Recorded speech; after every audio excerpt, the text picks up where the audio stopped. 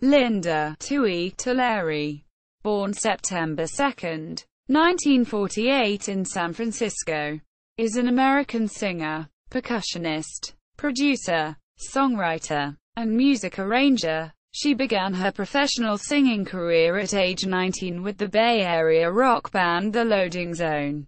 She is recognized as a pioneer in women's music, with her second solo album titled Linda Tillery released on Olivia Records in 1977. In addition to performing, she was the producer on 3 of Olivia's first 8 albums.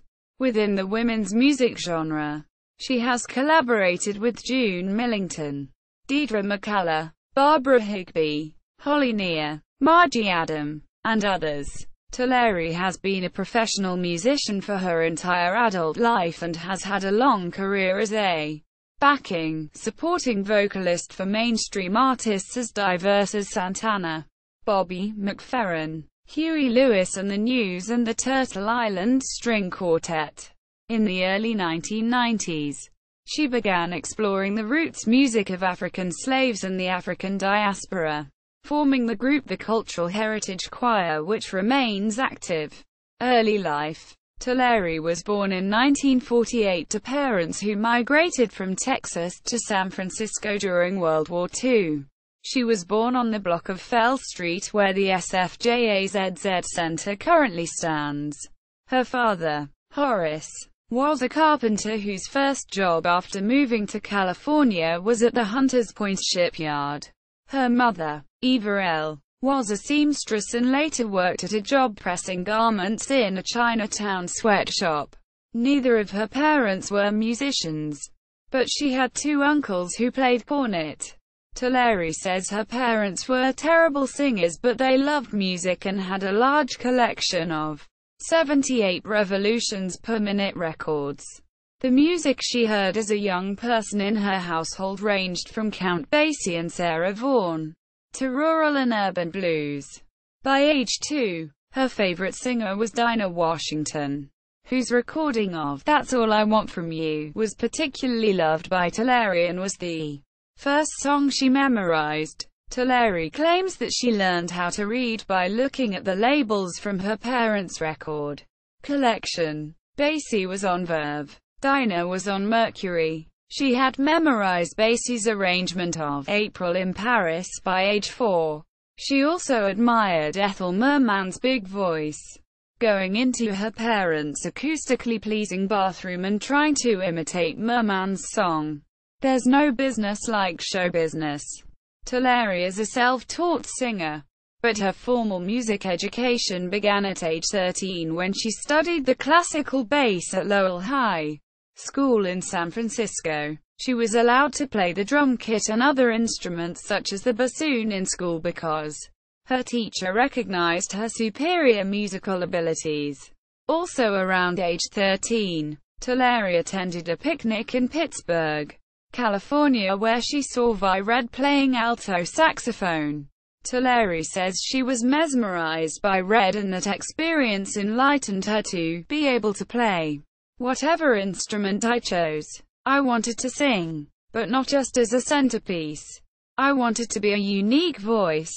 Tillery graduated from high school in 1966 and worked for a year while also attending City College of San Francisco. She says her parents always wanted her to be a business major, but she says she got bored very quickly with college. She dropped out to begin singing professionally. Late 1960s. The Loading Zone. Tillery first came to prominence as the lead singer in San Francisco group The Loading Zone, starting in 1968.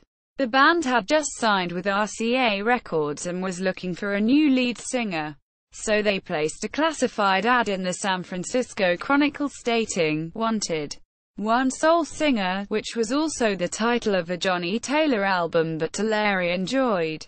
At least 6 singers had auditioned for the job, but the 19-year-old Tillery had an edge because she had phoned beforehand to make sure she was what the band was seeking.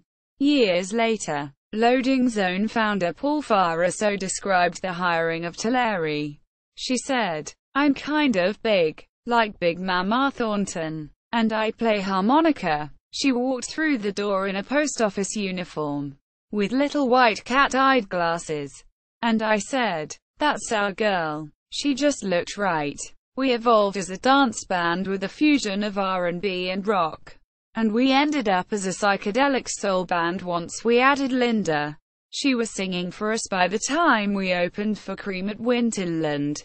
Her mother made her a floor-length ruffled red leather cape. It was very dramatic. Tillery recalled her audition day with humor. Loading Zone guitarist Steve Dowler went to Tillery's house to pick her up. Her mother saw a hippie at the door and refused to let him in. While the Loading Zone occasionally performed as headliners, they were more well-known as a popular opening act for other big-name bands. They toured with Vanilla Fudge and the Jeff Beck Group, and opened Bay Area shows for many other bands and performers including The Who on their first American tour, Jethro Tull, Sam and Dave, Cream at San Francisco's famed Winterland Ballroom, and Big Brother and the Holding Company, featuring Janis Joplin at Bill Graham's historic venue the Fillmore. Of the gig with Big Brother, Tillery and the Loading Zone won over Joplin's fans so much that Joplin told others after the show that Tillery was never allowed again to be on the same bill with her. The Loading Zone style has been described as psychedelic soul, and they have been compared somewhat to Sly and the Family Stone. Another critic called their music a distinctive blend of garage rock, R&B, and jazz. Their debut album, titled The Loading Zone, was released on RCA Records in 1968 and sold about 100,000 copies. Critical reception was mixed, with many dismayed that the album didn't come close to capturing the band's energy in concert. Tillery's tenure with the Loading Zone marked the beginning of her professional career, though it was at the height of the drug-crazed rock era. The members of the band had all turned to transcendental meditation, were completely clean and sober, and were dealing with a lot of political issues that other musicians wouldn't tackle, like confronting the American Federation of Musicians, which was not doing a very good job at providing benefits and protections for musicians. It was the beginning of a journey through consciousness raising and political development for me. Tillery stayed with the Loading Zone a few years, but the lifestyle became too much, too soon. I kind of crashed after that. The lifestyle can either make or break a human being. There are some people who are destroyed by their early success. At least I can say I'm a survivor. The group broke up and reformed in 1969, and had varying membership for periods of time in the late 1960s and early 1970s. One account shows that Tillery left the group in January 1969, rejoined in March 1970 through 1971, and left the Loading Zone for the final time in 1972. 1970 to 1977. Debut solo album and session work.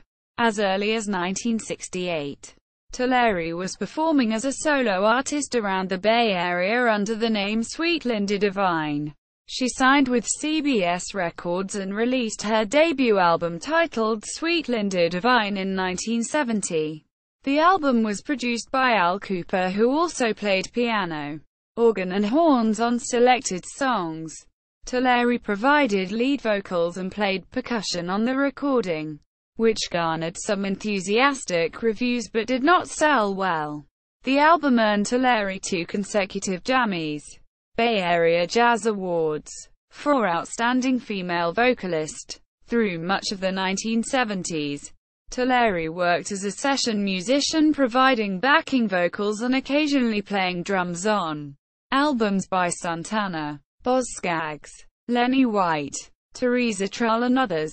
She sang backing vocals on the Santana 3 album, including on the hit single, Everybody's Everything, which debuted on the Billboard Hit 100 chart on October 16, 1971, peaked at number 12 and remained on the chart for a total of 10 weeks. She also sang backing vocals on the song, Everything's Coming Our Way, from the same album. During this time, Tillery was a member of the jazz fusion band Cesar 830, which recorded one album. She was also the lead vocalist for Coke Escovedo's soul, funk, jazz, Latin band, appearing on 2 albums. Another group with whom she performed during this period was Jessica Hagedorn's Gangster Choir. The Poets Band had 2 distinct incarnations based on Hagedorn's residencies in San Francisco in the 1970s and New York City in the 1980s.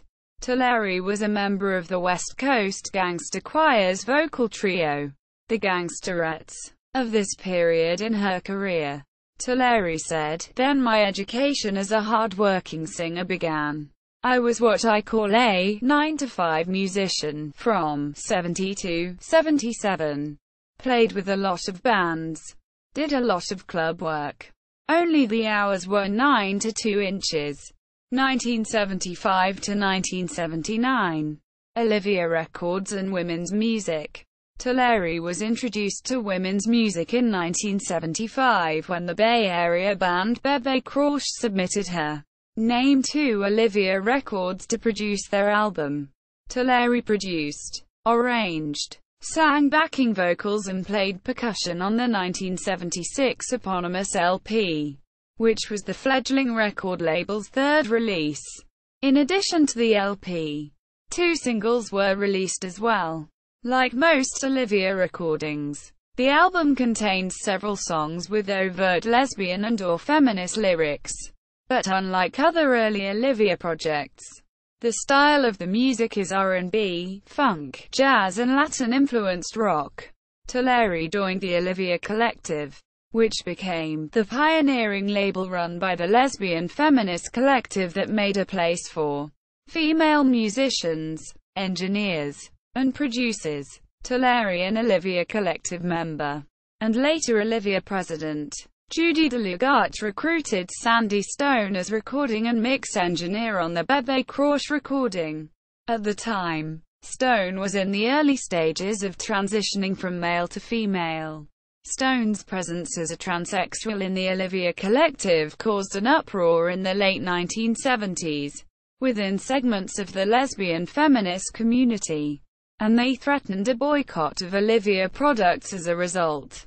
The Olivia Collective defended Stone in multiple feminist publications, but after long debate, Stone left the collective in 1979. Tillery's next job with Olivia Records was producing Teresa Trell's debut album titled The Ways a Woman Can Be, released in 1977. This album also contained overt lesbian, feminist lyrics. In addition to producing, Tillery played drums and contributed supporting vocals to the recording.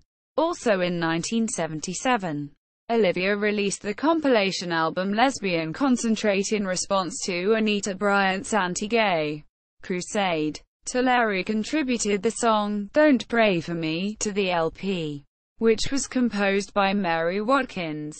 This song has been recognized by scholars as one of the first songs to directly challenge homophobia. Later in 1977, Olivia Records released Tillery's second solo album, titled Linda Tillery. Tillery was the lead producer, with co-producer credits to bassist Diane Lindsay and keyboardist, string and horn arranger Mary Watkins. It featured Tillery on lead and supporting vocals, drums and percussion, and marked the first time that Tillery, Watkins, and vocal arranger Vicki Randall appeared together on an album. Like all Olivia projects at the time, all of the musicians as well as technical staff were female, including Sandy Stone as recording engineer. The album included a slightly longer version of "Don't Pray for Me," as well as 2 songs with overt lesbian lyrics, "Womanly Way" and "Wonderful," the latter of which was the first song composed entirely by Tillery. The song, "Freedom Time," co-written by Tillery and Watkins, brings attention to the problems of being black and female and gay with the lyrics, "If I could just tell you what it's really like to live this life of triple jeopardy, I fight thee." daily battles of all my people, just to sacrifice my pride and deny my strength. This song has been cited as influential in scholarly studies of black feminism and in feminist journals.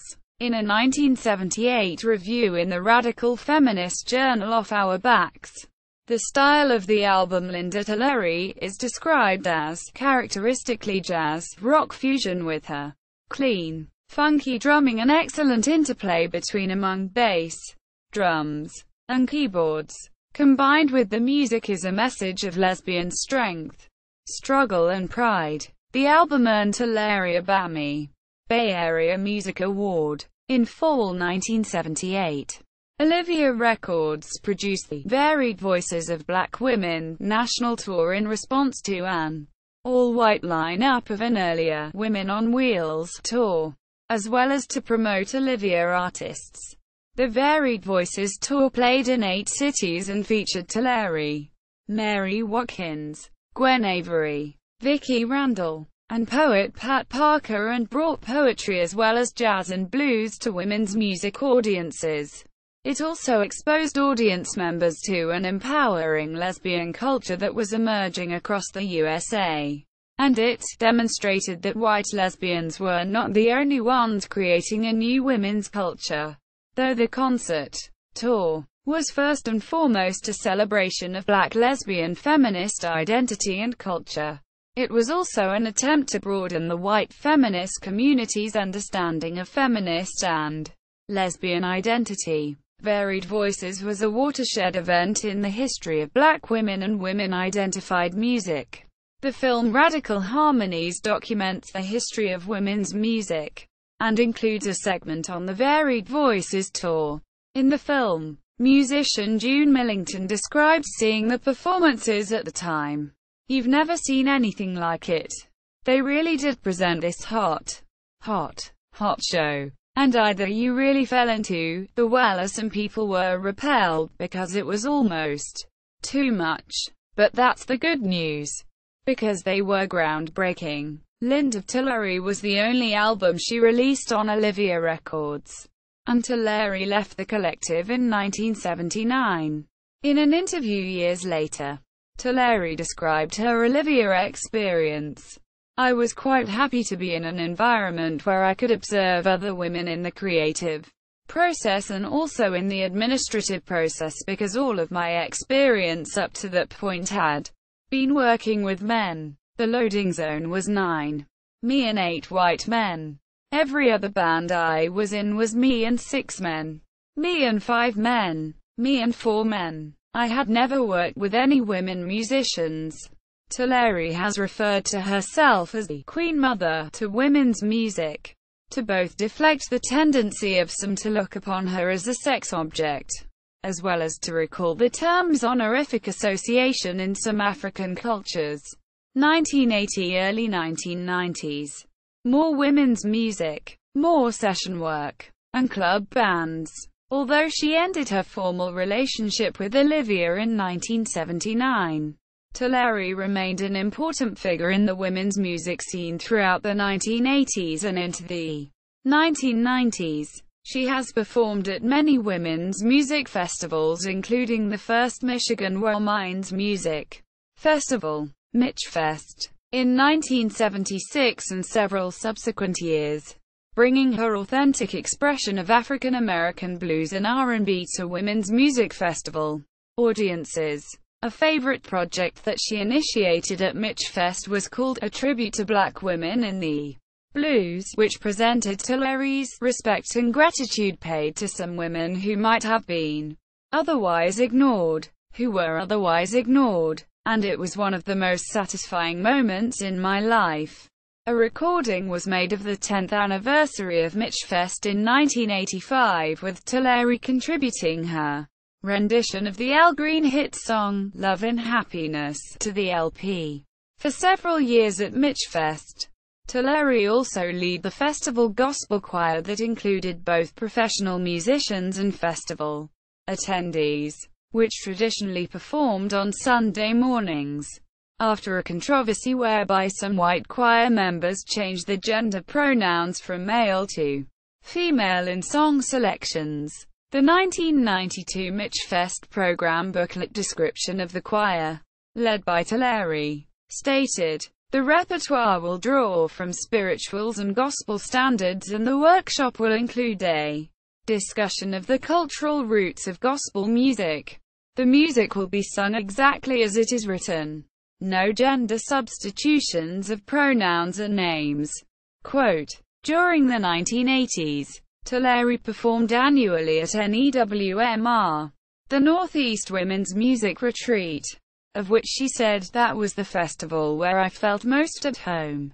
She has also performed several times at the National Women's Music Festival, as well as Women Fest in Albuquerque, New Mexico, and at the first Southern Women's Music Festival in 1984. On November 26, 1982, Tillery was a member of the all-female band that performed with Meg Christian and Chris Williamson at Carnegie Hall in New York City, to celebrate the 10th anniversary of Olivia Records. Tickets to the two-show performance were sold out 2 months prior to the evening to 5,400 women and 200 men, and Olivia released the concert as an LP in 1983.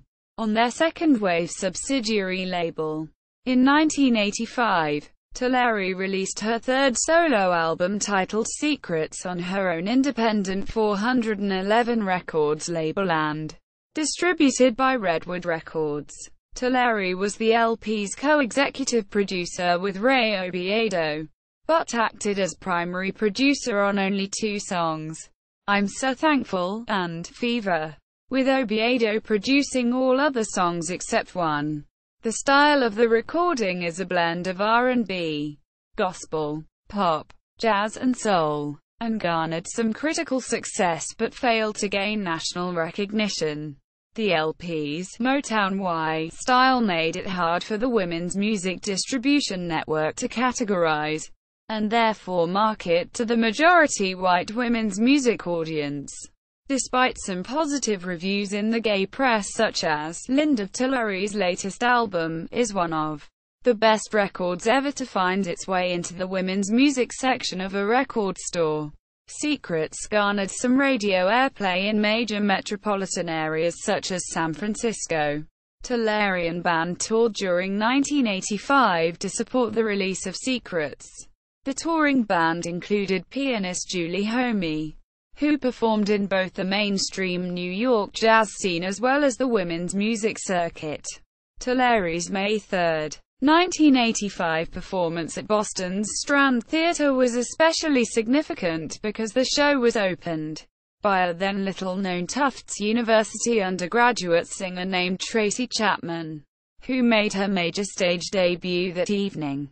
Throughout the 1980s and early 1990s, in addition to performing, recording, and producing albums within the Women's Music Network, Tillery continued to record with mainstream performers.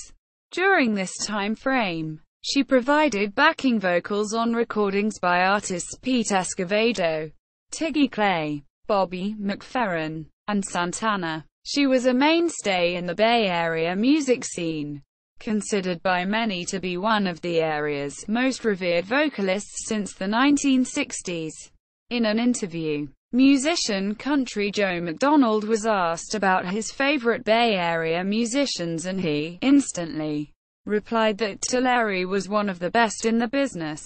Also in the 1980s, Tillery began a 12-year musical partnership with Ray Oviedo, an Oakland-based guitarist. Oviedo was the leader of 2 soul jazz ensembles, Kick, featuring a young Sheila E., and Rhythmus 21, that both featured Tillery as a vocalist. During this time period, Linda also shared lead vocals with her younger brother Calvin Tillery in the house band at Slim's nightclub in San Francisco, which was co-owned by rock, blues musician Boz Scaggs, who often sat in with the band. She was briefly a member of the Sazu Pitts Memorial Orchestra and also performed with the Solid Senders. In the early 1990s, Tillery formed and played with the popular Bay Area all-woman Skin Tight Motown revue band.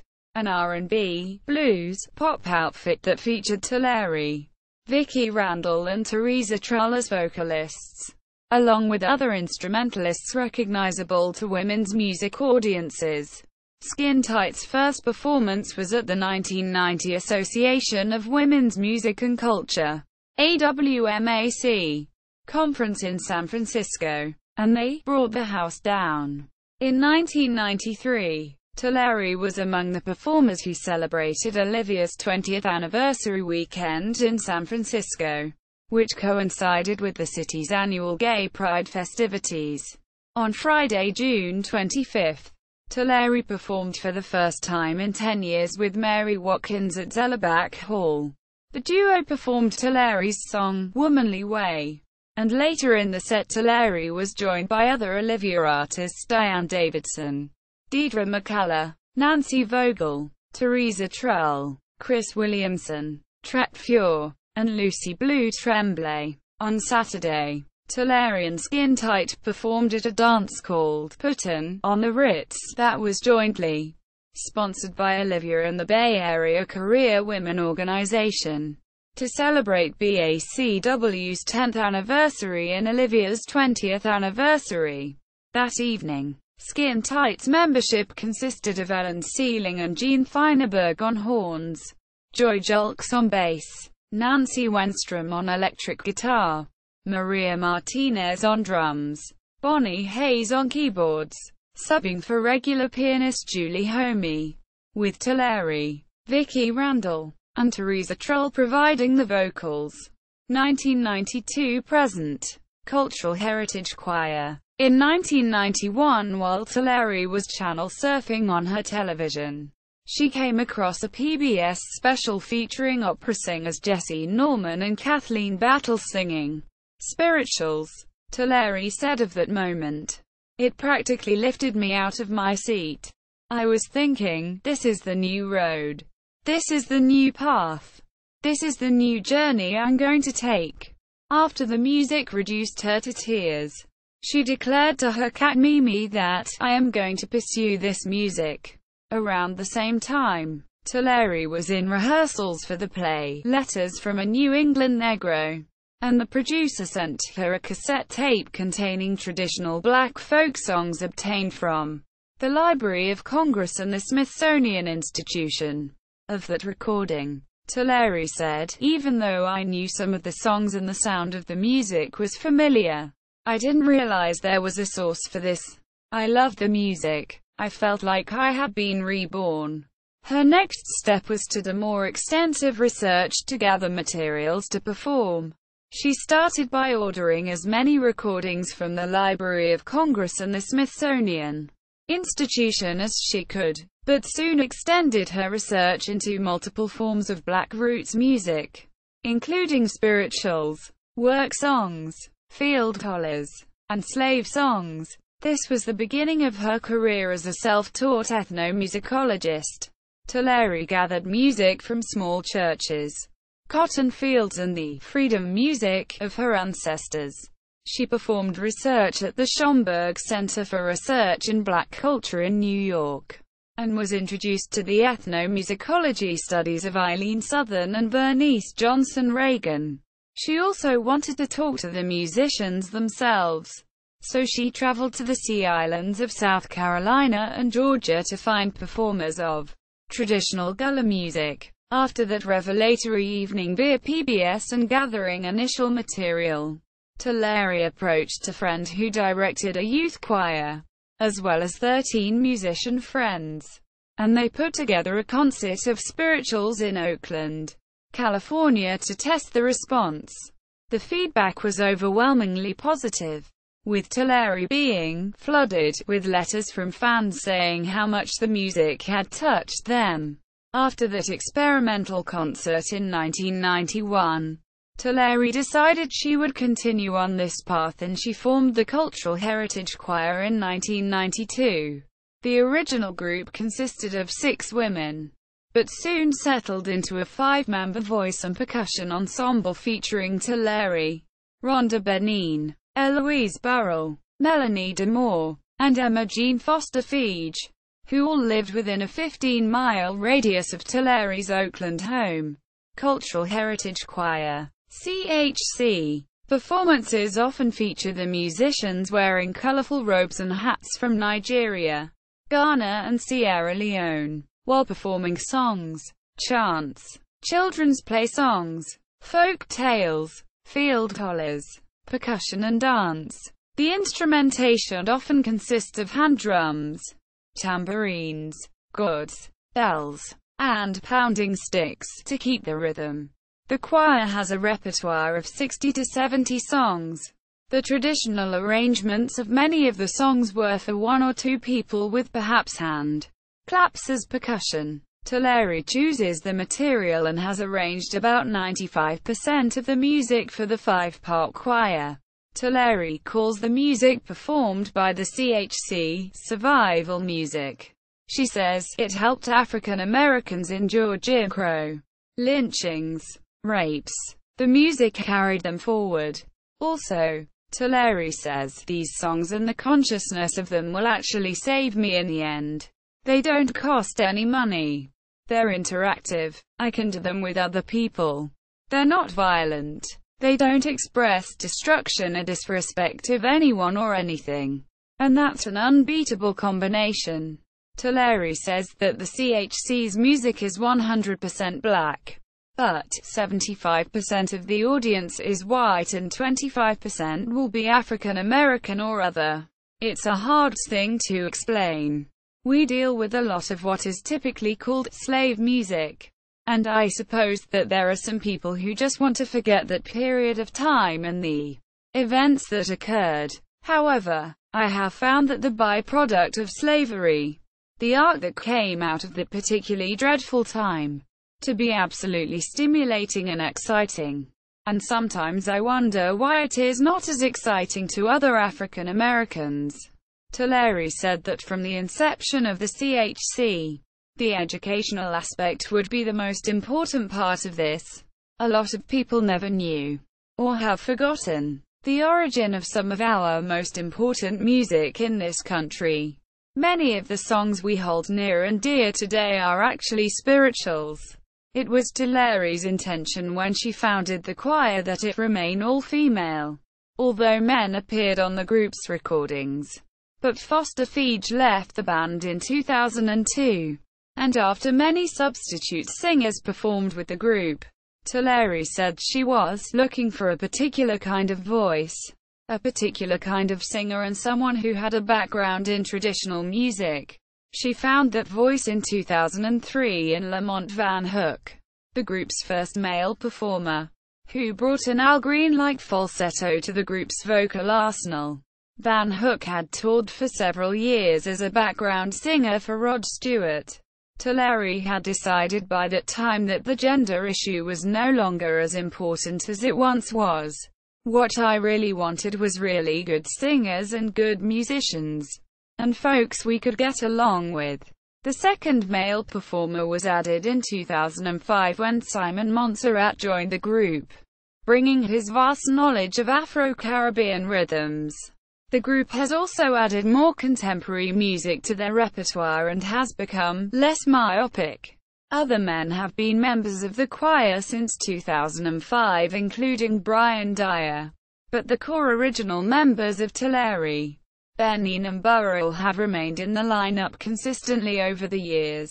D'Amour left the choir around 2009, and her chair was filled by Tammy Brown. The Cultural Heritage Choir has performed all across the United States and in 13 countries. The group has become an institution at many folk festivals. Tillery has stated that, "What I love most of all are international music festivals because they provide me with an opportunity to see and hear what's going on in the rest of the world. It's amazing how much music there is and most people don't get to hear or take the time to hear the stuff that doesn't get played on the radio unless they're tuned into some kind of network."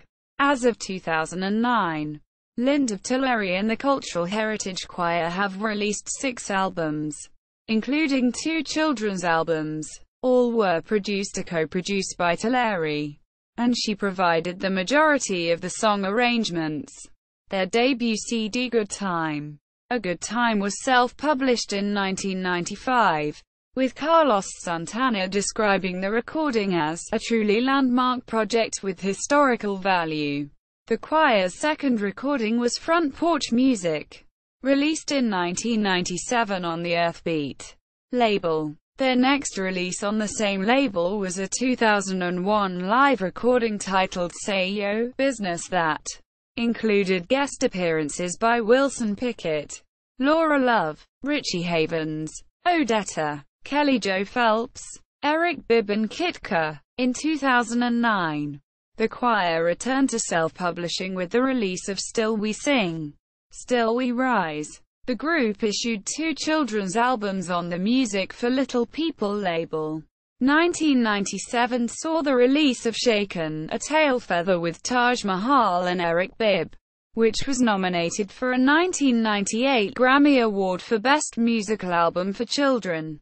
The recording Hippity Hop with Taj Mahal, Eric Bibb, Sheila E., Maria Muldaur, and Shinehead was released in 1999, expanding collaborations. In addition to her solo, session work, women's music, and cultural heritage choir careers, Tillery has collaborated with many other artists in various genres including music, theatre, radio, film, and television. She has also taught classes and workshops as part of her role as an activist educator.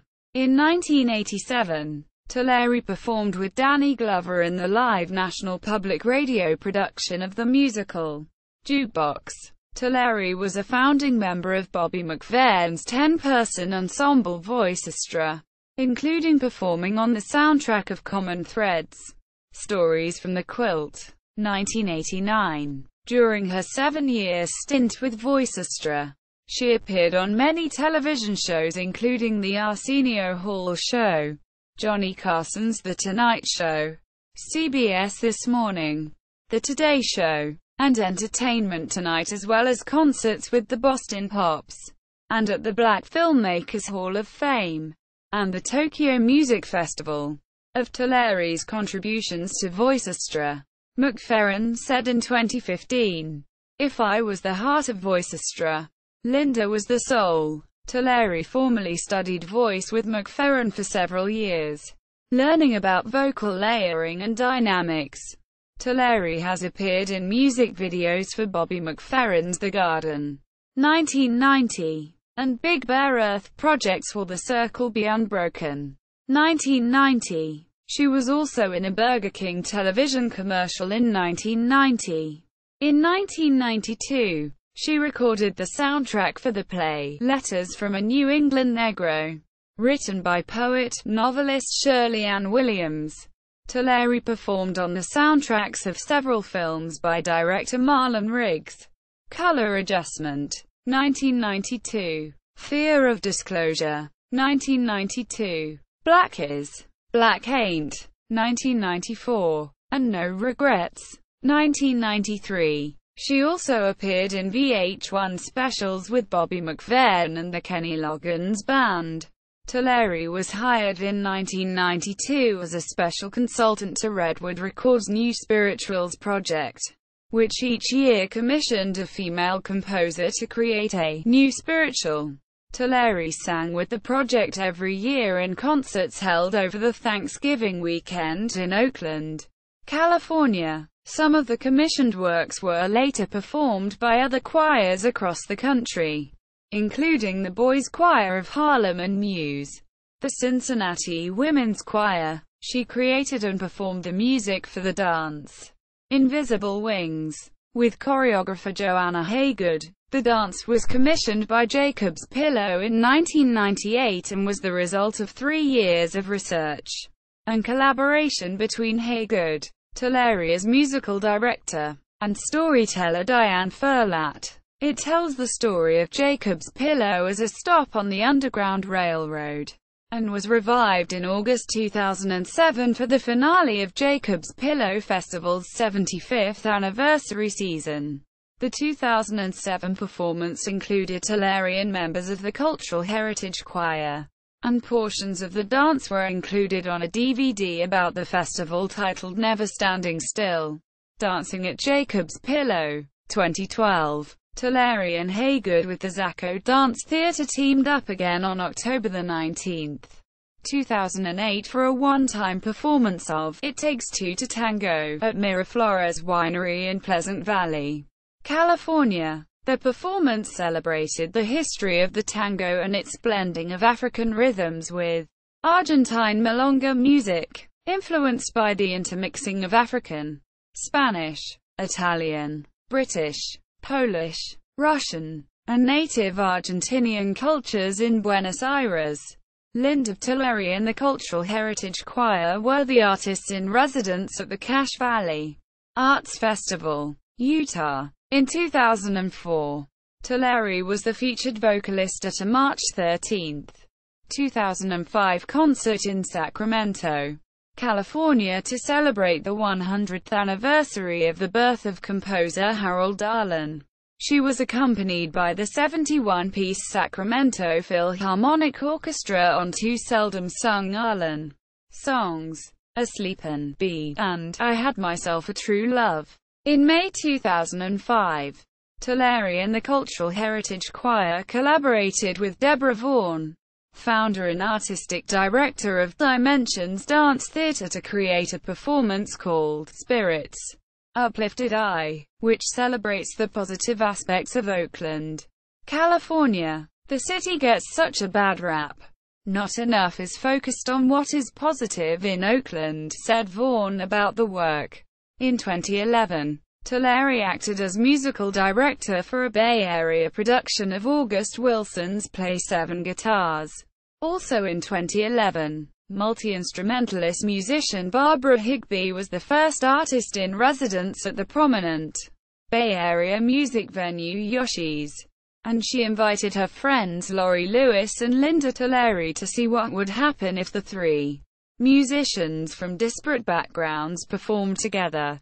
The initial concert was dubbed as Hills to Hollers, and it was such a success that the three women put together a tour and released a live album in 2012. The main idea behind the project was to get together as a trio thing, exploring roots music from the time when America was a much more rural country and black and white music was much more blended. The collaboration fuses the bluegrass sounds of the Kentucky rolling hills with the hills and field hollers of the Mississippi Delta.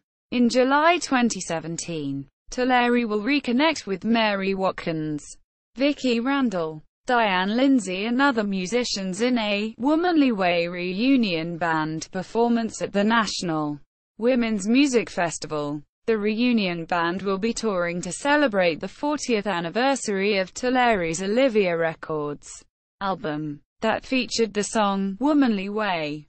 Activist educator, putting her ethnomusicological research to work in educational settings.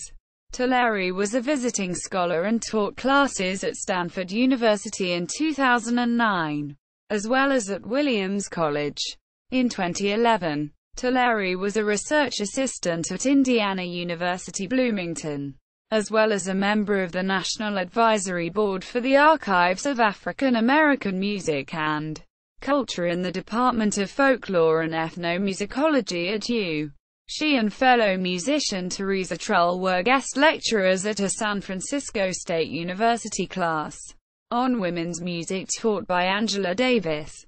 In June 2003, Tillery gave the keynote speech at the Phenomenon of Singing International Symposium IV in Newfoundland, Canada, titled The Voice as an Instrument of Peace and Motivating Force for Justice. Tillery was a presenter at the November 2009 Reclaiming the Right to Rock conference at Indiana University. Tillery wrote the foreword to the scholarly book Songs in Black and Lavender, Race, Sexual Politics, and Women's Music by Eileen M. Hayes, University of Illinois Press. 2010. From February 2013 to the present, She has been a visiting lecturer and artist at the San Francisco Jazz Center, where she conducts workshops on the music of the African diaspora. Personal life. Tillery is openly lesbian. A 2015 news story identified her partner as Ann Jefferson, Director of Community Life and Spiritual Care at Pacific School of Religion. As she has aged, Tillery has been open about her health problems. She has had a stroke and a malignant abdominal tumor.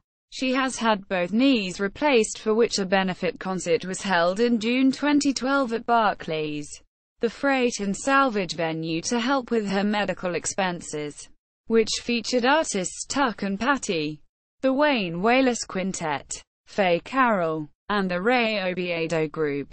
She had bilateral carpal tunnel surgery and has back issues. She has used crutches since her knee surgery, but views that with characteristic humor. If Zach Perlman can drag himself on stage on his crutches, sit down and play his ass off, then I can deal with my physical challenges as well. Her younger brother Calvin Tillery is also a vocalist. They have recorded together on Coke Escovedo's album Coke, 1975, and on Linda Tillery and the Freedom Band's album Celebrate the King, 2012. Awards and recognition. Jammy, Bay Area Jazz Award winner. Outstanding Female Vocalist for Sweet Linda Divine, 1970. BAMI, Bay Area Music Award winner for Linda Tillery, 1977. National Association of Independent Record Distributors, NAD, Best Independent Music Award, 1986. Grammy Award nominee, Best Musical Album for Children, Shaken, A Tail Feather, 1998. American Library Association, Notable Children's Recordings, Shaken, A Tail Feather, 1998. Parents' Choice Gold winner, Shaken, A Tail Feather, 1998. Parents' Choice Gold winner, Hippity Hop, 2000. California Music Award nominee, Sayo Business, 2003. Community Leadership Award, San Francisco Foundation, 2014 and 2015. Women's Cancer Resource Center, San Francisco, Compassionate Healer Award 2015. Discography. Solo. The Loading Zone. Linda Tillery and the Cultural Heritage Choir. Linda Tillery and the Freedom Band. Singles and EPs. Various artist compilation albums. Producer credits. Songwriter credits. Guest appearance credits. Films. Rosalind. Directed by Friedrich Hobbs. 1971. Tillery appears as the lead vocalist of The Loading Zone. Tryin' to Get Home. A History of African American Song. Written and performed by Kerrigan Black for Heebie-Jeebie Music. 1993. VHS. Tillery is credited with narration of biography. Black Is, Black Ain't. Directed by Marlon Riggs. Docurama Films. 1994. DVD. Includes a brief singing scene with Tillery, a brief speaking role for Tillery, and she performs 3 songs on the soundtrack: We Shall Overcome, We Shall Not Be Moved, and Lift Every Voice and Sing, with the Harriet Tubman Underground Freedom Train Singers. Radical Harmonies. Directed by Demos Barker. Woman Vision. 2002. DVD. Includes multiple interview scenes with Tillery and some performance footage. Never Stand Still. Dancing at Jacob's Pillow. Directed by Ron Honser. First Run Features. 2012. DVD. Tillery is listed in credits as featured artist. Includes a few short interview scenes with Tillery and some performance footage of the dance Invisible Wings, for which Tillery was music director and Cultural Heritage Choir performed the music. Linda Tillery website. Linda Tillery and the Cultural Heritage Choir website. Archived 15 February 2017. Linda Tillery at All Music. Linda Tillery discography at Discogs. Linda Tillery at the Internet Movie Database.